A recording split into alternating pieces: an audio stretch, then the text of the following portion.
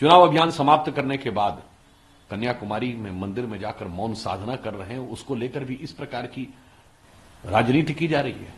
मुझे समझ में नहीं आता है कि हिंदू धर्म संस्कृति के प्रतीकों से, तीर्थ स्थलों से, मंदिरों से आपके मन में जितना भी अवमानना हो, वैमनस्य हो, विद्वेष हो, पर क्या मौन साधना करने के प्रति भी आपके मन में कितना विद्वेष भरा हुआ है?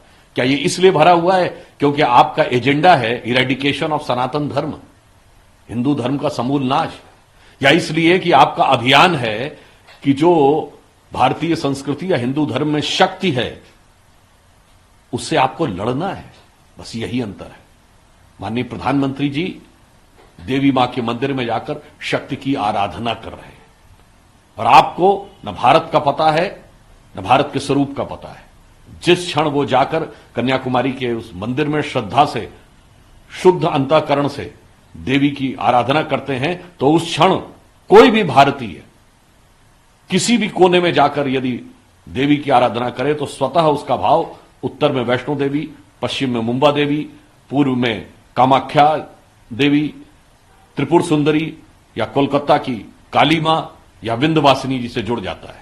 और इतना ही नहीं, यदि कोई हिस्से हमारे देश में नहीं भी हैं तो बलूचिस्तान की हिंगलाज माता से भी जाके जुड़ जाता है। ये उन लोगों के समझ में नहीं आएगा क्योंकि वो शक्ति के साधक नहीं हैं, वो शक्ति के बाधक हैं।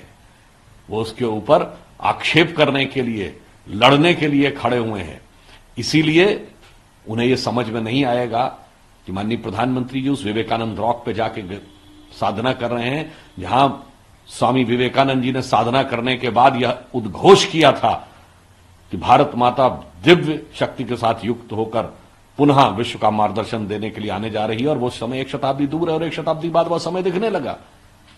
उन्हें समझ में नहीं आएगा क्योंकि उन्होंने तो वंदे मातरम से वो हिस्सा भी हटा दिया था जो भारत की इस शक्ति के उस स्वरूप को दिखाता था जो सिर्फ हमारे यहां गाया जाता है, जो हम कहते हैं अबला केनोमा एत बोले, बहुते तुमिमा शक्ति, हृदय तुमिमा भक्ति, तुमि दुर्गा दश प्रहर धारणी, कमला कमल दल विहारणी। तो वो दुर्गा के रूप में कमल के ऊपर विराजमान मां है, आपको वो समझ में नहीं आएगा।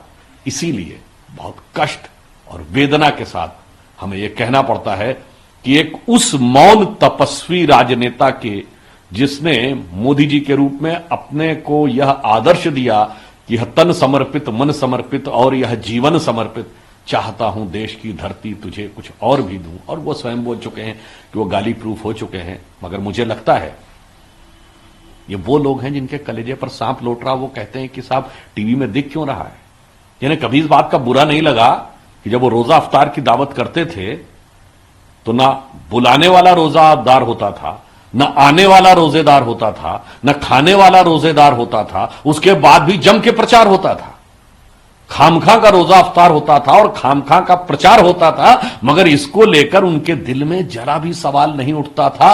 और मैं पुनः कहना चाहूंगा, आज प्रधानमंत्री जी की इस मौन साधना का विरोध वो लोग कर रहे हैं जिनकी 3 पीढ़ियों ने जाके बाबर की कब्र के ऊपर मौन श्रद्धांजलि दी है। 1959 जवाहरलाल नेहरू, 1968 इंदिरा गांधी जी, 2005 राहुल गांधी अलॉन्ग विद मनमोहन सिंह, जिनको बाबर की कब्र पे जाकर सर झुकाकर श्रद्धांजलि देने में शर्म नहीं आई, उन जिनको इस प्रकार के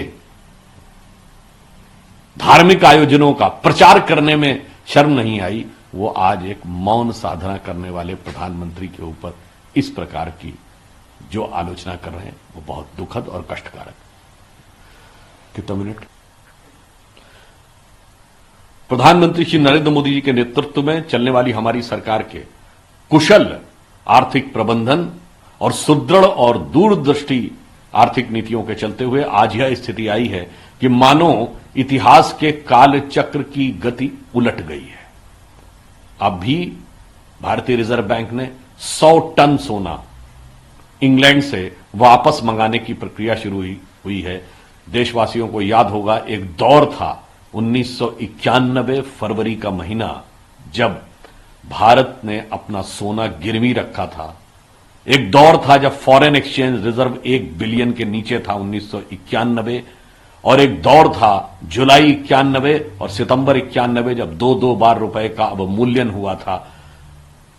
महंगाई 17% के आसपास थी, बेरोजगारी प्रचंड हो गई थी और ग्रोथ रेट निगेटिव हो गई थी। और यहां पर मैं ये भी कहना चाहूंगा, ये वो दौर था जब अर्थव्यवस्था पे ध्यान नहीं था। लोग मंदिर मस्जिद की राजनीति करते हुए मस्जिद निर्माण का संकल्प ले रहे थे, और आज हमने मंदिर निर्माण का संकल्प लिया था, मंदिर भी निर्माण हुआ है। 648 बिलियन डॉलर का फॉरेन एक्सचेंज रिजर्व भी हुआ है। महंगाई की दर 5% से कम होकर नियंत्रित हुई है। और ये एक सुखद संयोग देखिए, आज 100 टन सोना वापस आने की एक बहुत उत्साहवर्धक खबर भी आई है, जो दर्शा रही है कि आने वाले समय में भारत को मोदी जी के नेतृत्व में तीसरी आर्थिक शक्ति बनने से, तीसरी बड़ी अर्थव्यवस्था बनने से कोई रोक नहीं सकता।